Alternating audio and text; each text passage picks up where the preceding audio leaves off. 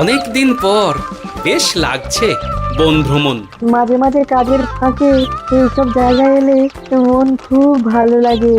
শুদ্ধ বাতাস, মাটির সোনা গন্ধ, পাখির কলতান, আহা।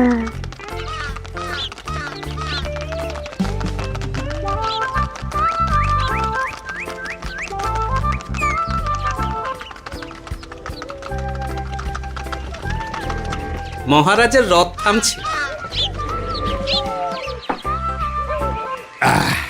আমরা এইখানে বসে আজ রাজকার্য পরিচালনা করব।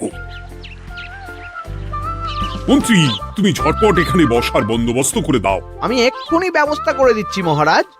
এই এখানেই আমাদের বসার জন্য ছাউনি করে দাও। এক্ষুনি করে দিচ্ছি মন্ত্রী মশাই।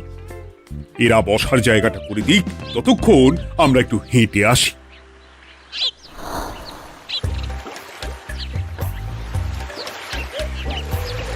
সকালবেলা হাঁটা শরীরের পক্ষে খুব ভালো মহারাজ।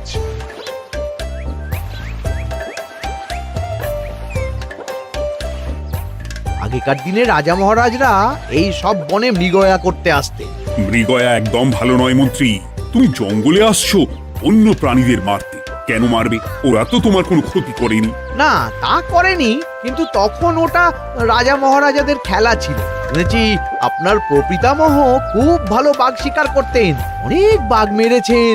মন্ত্রী, তুমি একটা কথা হয়তো জানো না। আমার প্রপিতামহ শিকার করতেন, কিন্তু কোনো স্বাভাবিক জানোয়ারকে নয়, যে বাঘ মানুষ খেকো হয়ে প্রজাদের ক্ষতি করত। আমার প্রপিতামহ সেই সমস্ত বাঘদেরই মারতেন।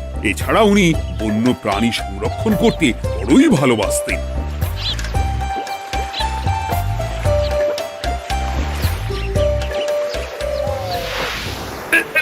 উফ, এটা আবার কি? এই এটা আবার কোথা থেকে উড়ে এলো? কোথাও তো ঝড় হাওয়া কিছুই নেই।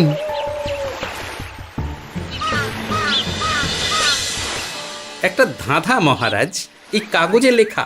ধাঁধা? পড়ো দেখি।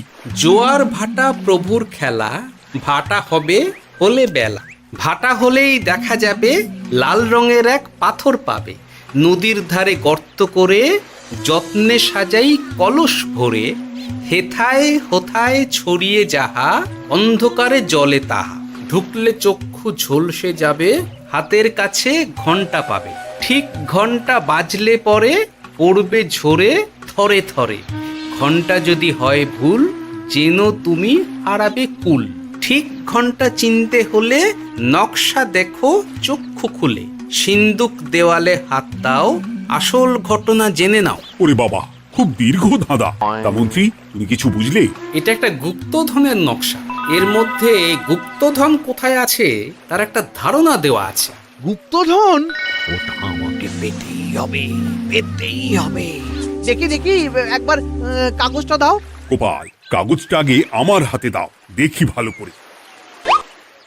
এখন নদীতে জোয়ার চলছে গোপাল।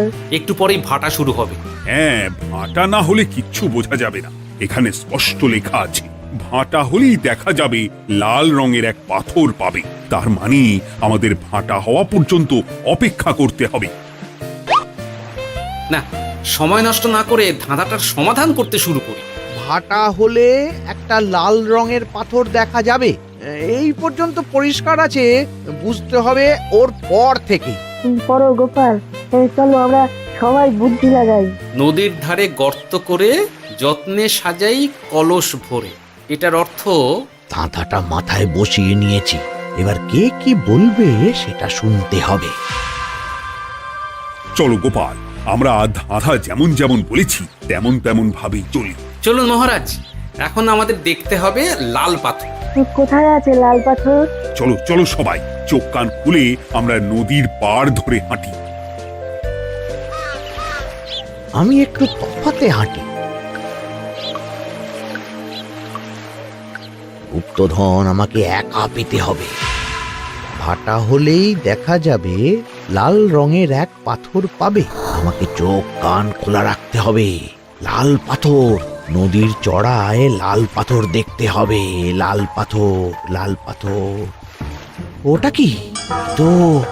এই তো লাল পাথর, লাল পাথর। ওরা অনেকটা এগিয়ে গেছে, ওদের আমার দিকে নজর নেই। এই সুযোগ একা একা গুপ্তধন নিয়ে পালাবো।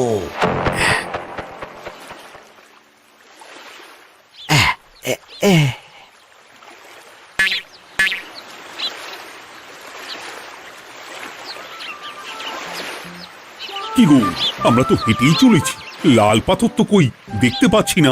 আরেকটু হাঁটতে হবে মহারাজ, গুপ্তধন বলে কথা, ওকে আর সহজে ধরা দেয়? সেটা অবশ্য সঠিক কথা। আচ্ছা, আমরা সবাই তো আসছি হেঁটে হেঁটে, মন্ত্রী মশাই গেলেন কোথায়? ও কি যে ঘটে! সত্যি তো, মন্ত্রী কোথায়? ও সেনাপতি, মন্ত্রীকে দেখেছো? কই না তো মহারাজ। তাহলে কোথায় গেলেন মন্ত্রী মশাই? এই জঙ্গলে বাঘ ভাল্লুক আছে, শেষে কিনা বাঘে নিল। হায় হায় হায়, মন্ত্রী গিন্নির কাছে আমি কি মুখ দেখাবো? হুম, বাঘ ভাল্লুকের পেটে যাবার লোক তো মন্ত্রী মশাই নন। ও গোপাল, কি ভাবছো? কিছু তো একটা বলো। এখন আমাদের মন্ত্রী মশাইকেই খুঁজতে হবে। তবে মন্ত্রী মশাই বাঘ ভাল্লুকের পেটে যায়নি। তুমি নিশ্চিত হচ্ছ কি করে? অত পেঁচালো মানুষকে বাঘ ভাল্লুক গন্ধ শুকেই ছেড়ে দেবে, হজম করতে পারবে না।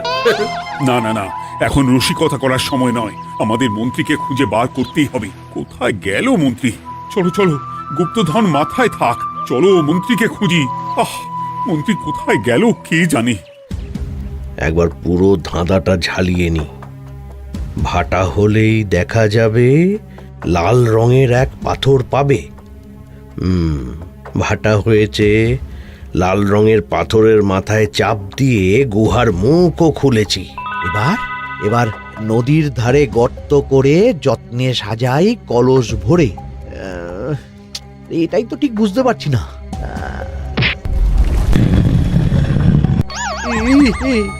এই রে, এবার কি হবে? হ্যাঁ মহারাজ, কোথাও একটা আওয়াজ হলো। এই, আওয়াজটা কোন দিক থেকে হলো? চলুন সামনে এগিয়ে যাই। আমার মনে হয় আওয়াজটা সামনের দিক থেকে এলো। আমারও তাই মনে হলো। তবে কি মন্ত্রী মশাই লাল পাথরের হদিশ পেয়ে গেছেন? আমাদের চোখে পড়লো না, অথচ মন্ত্রী মশাইয়ের চোখে পড়ে গেল। আসলে আমরা কথা বলতে বলতে গেছি, তাই নজরে পড়েনি। মন্ত্রী মশাই একা একা আমাদের পেছন পেছন আসছিলেন। উনি ইচ্ছে করেই আমাদের পেছনে পেছনে আসছিলেন। নিজে একা গুপ্তধন নিয়ে যেতে চেয়েছিলেন, এখন কোথায় আছেন কে জানে।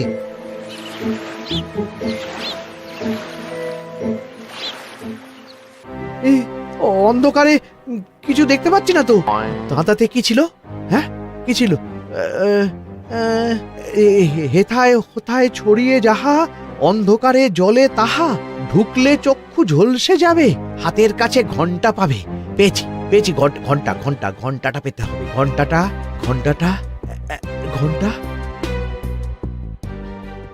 ভাটা হলেই দেখা যাবে লাল রঙের এক পাথর পাবে, নদীর ধারে গর্ত করে যত্নে সাজাই কলস ভরে, হেথায় হোথায় ছড়িয়ে যাহা, অন্ধকারে জলে তাহা, ঢুকলে চক্ষু ঝলসে যাবে, হাতের কাছে ঘন্টা পাবে।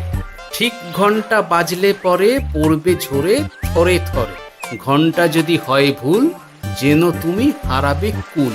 ঠিক ঘন্টা চিনতে হলে নকশা দেখো চক্ষু খুলে, সিন্দুক দেওয়ালে হাত দাও, আসল ঘটনা জেনে না।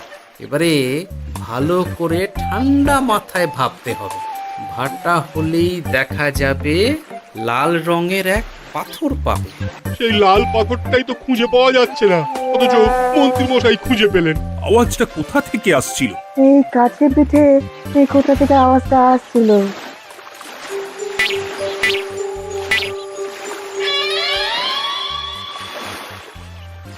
এই তো, এটাই মনে হয় সেই লাল পাথর। একটু নাড়িয়ে চাড়িয়ে দেখি তো কিছু হয় কিনা।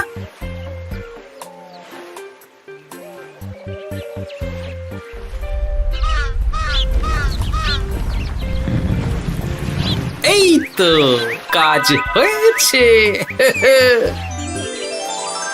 এই তো সুড়ঙ্গ। আপনারা নিচে নামুন। আপনারা কি দেখছেন সেটা বলবেন মহারাজ। সবাই যদি নেমে যাই, যদি কোনো কারণে সুড়ঙ্গের মুখ বন্ধ হয়ে যায়, তাহলে আর আমরা বাইরে বেরোতে পারবো না মহারাজ। গোপাল ঠিকই বলেছে, আমরা দুজন বাইরে থাকি।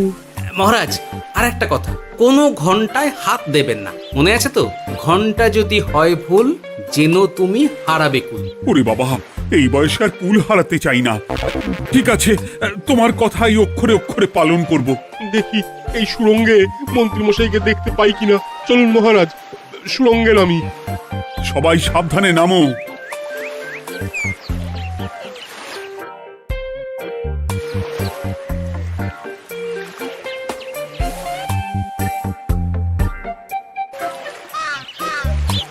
মহারাজ, ওখানে কি কি দেখতে পাচ্ছেন? ওখানে কি মন্ত্রী মশাই আছেন? না গোপাল, মন্ত্রীকে এখনো দেখতে পাইনি। শুধু আমি এখানে অজস্র পাথর দেখতে পাচ্ছি। পাথরে পাথরে ছয়লা, ছোট বড় অজস্র। পাথরগুলো বড় অদ্ভুত, কিরকম কিরকম মানুষ মানুষ করুন। লম্বা বেঁটে হরেক রকম। মানুষ মানুষ গরম, সেটা কি রকম? আর কিছু? কোনো কলসি কি দেখতে পাচ্ছেন? কলসি তো দেখতে পাচ্ছি না। মহারাজ, কলসি থাকতেই হবে, কারণ ধাঁধায় লেখা আছে নদীর ধারে যত্ন করে যত্নে সাজাই কলস ভরে। গর্তটা আসলে হলো সুড়ঙ্গ, কিন্তু কলস। মহারাজ, মহারাজ, এইদিকে এইদিকে একটা কলসের মতো কি যেন আছে। এইদিকে আসুন, এদিকে এদিকে। হ্যাঁ গোপাল, দেখতে পেয়েছি। এবার আমি যেরকম যেরকম বলবো সেই রকম সেরকমই করবেন। আমি বিজ্ঞানীকে নদী থেকে জল তুলে পাঠিয়ে দিচ্ছি। পাত্র কোথায় পাবে? আমাদের জল খাবার যে পাত্র আছে সেটা আনতে লোক পাঠাচ্ছি। ঠিক আছে। শুধু একটা কথা বলছি, আপনারা কেউই সুড়ঙ্গের ভেতরে কোনো কিছুতে হাত দেবেন না। কেন গোপাল? সব পরে বলবো, এখন আমি যা বলছি সেটা শুধু মনে রাখুন। সুড়ঙ্গের ভেতরে কিছুতে হাত দেবেন না। ঠিক আছে। প্রহরী, তুমি যাও, যেখানে আমাদের বসবার আয়োজন করা হয়েছে সেখানে গিয়ে একটা জলের পাত্র নিয়ে নদী থেকে জল ভরে নিয়ে এসো। গোপাল, মন্ত্রীমশাই কোথায় গায়েব হয়ে গেলেন? কোথাও গায়েব হয়ে যাননি বিজ্ঞানী, কোথাও গায়েব হয়ে যাননি উনি। উনি ওই সুড়ঙ্গের ভেতরেই আছেন। কিন্তু কেউ তো ওনাকে দেখতে পাননি। সম্ভবত পাথর হয়ে আছে। এখন কিভাবে পাথর হয়েছেন সেটা তো আমি বলতে পারবো না। সবটাই স্বপ্নের মতো লাগছে। ঠিক যেন স্বপ্নের মতো লাগছে। এই জীবনে সুরঙ্গ দর্শন হয়ে গেল। আমাদের পাতাল প্রবেশ। পাতালে আসিয়া আমি মনে মনে বলি, গুপ্তধন নিয়ে আমরা যেন সৎ পথে চলি। তোমার এখনো কাব্য আসছে সভাকবি? আসছে মানে কাব্যের সাথে আছে রোমাঞ্চ, করছে গা শীত, হচ্ছি আমি অধীর। মহারাজ, জল দিয়ে বিজ্ঞানীকে পাঠাচ্ছি। কি করতে হবে বিজ্ঞানীকে সব বলে দিয়েছি। তুমি ভেতরে আসবে না? আসবো ঠিক সময়ে। এখন আমি যেমন যেমন বলবো আপনি ঠিক তেমন তেমন করবেন। ঠিক আছে। বিজ্ঞানী, যেমন যেমন বললাম ঠিক তেমন তেমন ভাবে কলসিকে জল দিয়ে পরিষ্কার করবে। মনে রেখো, ধাঁধায় আছে কলসি সাজাই যতন করো। তুমি একটা কথা মনে রেখো বিজ্ঞানী, কোথাও হাত দিও না কিন্তু। ঠিক আছে গোপাল, তোমার উপস্থিত বুদ্ধির তুলনা নেই। আমি যাচ্ছি গোপাল। সাবধানে সাবধানে। মহারাজ, বিজ্ঞানী যাচ্ছে। সাবধানে নামো, সাবধানে। মহারাজ, কলসিটা কোথায়? ওই তো, একটু সাবধানে যাও।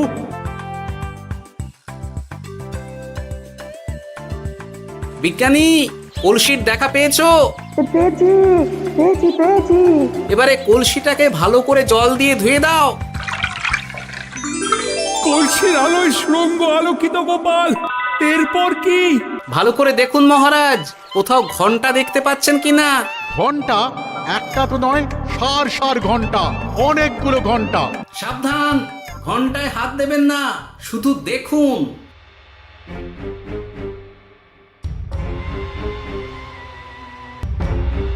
মহারাজ, আমরা গুপ্তধনের খুব কাছে চলে এসেছি। তাই নাকি? কি মজা, কি মজা! এবার খাবো ক্ষীরের গজা। আহ, সভাকবি চুপ করো। এখনো আমরা গুপ্তধন পাইনি। বাবার মুখে দাঁড়িয়ে সবগুলো তারা আঁকা। বিজ্ঞানী, কোনো ঘন্টায় চাঁদের নকশা করা আছে কি? একটু দেখে বলো না। আমি আতস কাজ নিয়েই দেখছি, সব ঘন্টাতেই তারা আঁকা। খবরদার, কোনো ঘন্টাকেই ছোঁবে না। ঠিক আছে, কোনো কিছু না ছুঁয়ে আমি দেখছি। পেয়েছি গোপাল, চাঁদ আঁকার ঘন্টা পেয়েছি। ওই ঘন্টাটা বাজাও, বাজাও।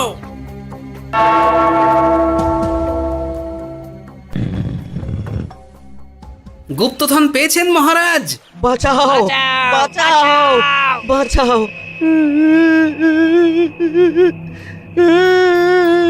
বাঁচান মহারাজ, বাঁচান বিজ্ঞানী, মহারাজ, মন্ত্রীর গলা পাচ্ছ না?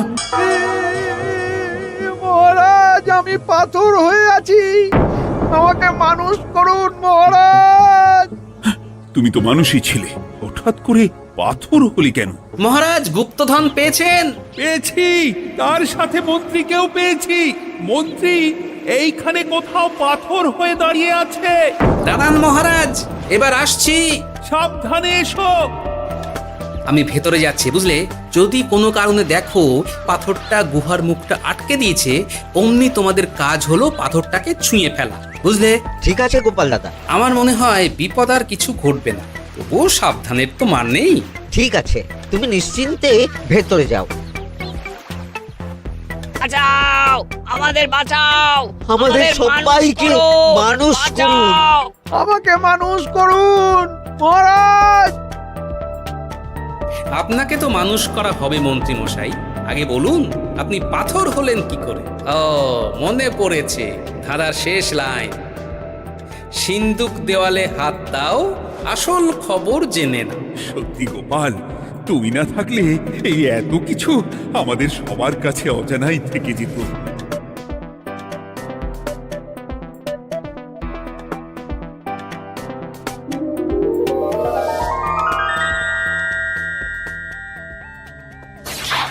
ধন্যবাদ আমাকে মুক্ত করার জন্য। আপনি কে? আমি যক্ষ। আমাকে এই ধন সম্পত্তি পাহারা দেওয়ার জন্য এক ডাকাত দলের সর্দার যক্ষ করে রেখেছিল। আমি 100 বছর ধরে এইখানে যক্ষ হয়ে আছি। আমি তোমার জন্য মুক্ত হলাম গোপাল। এই সম্পত্তি তোমার গোপাল। সম্পত্তি নিয়ে আমি কি করব?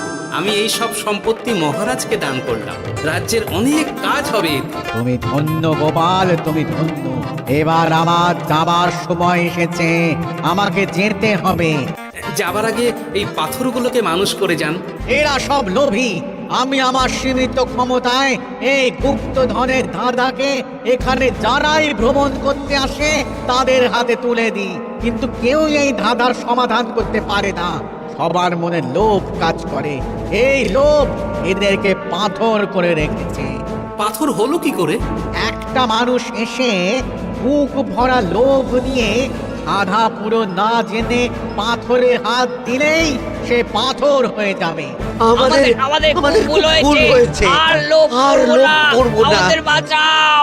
আমাকে মুক্ত করে দিন, আমার খুব ভুল হয়েছে মহারাজ, মুক্ত করে দিন আমায়।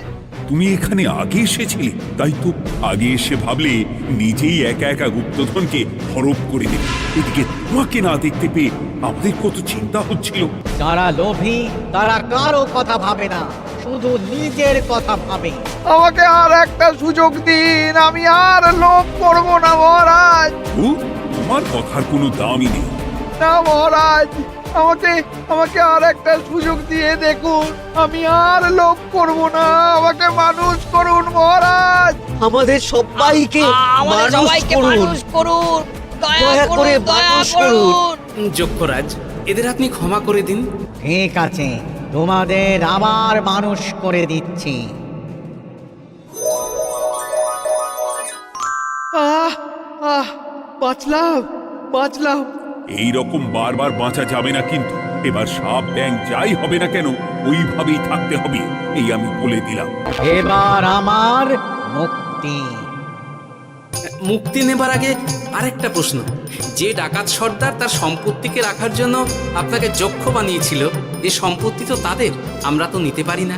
লোভ বড় খারাপ গোপাল। অতিরিক্ত লোভ মানুষকে পশু করে দেয়।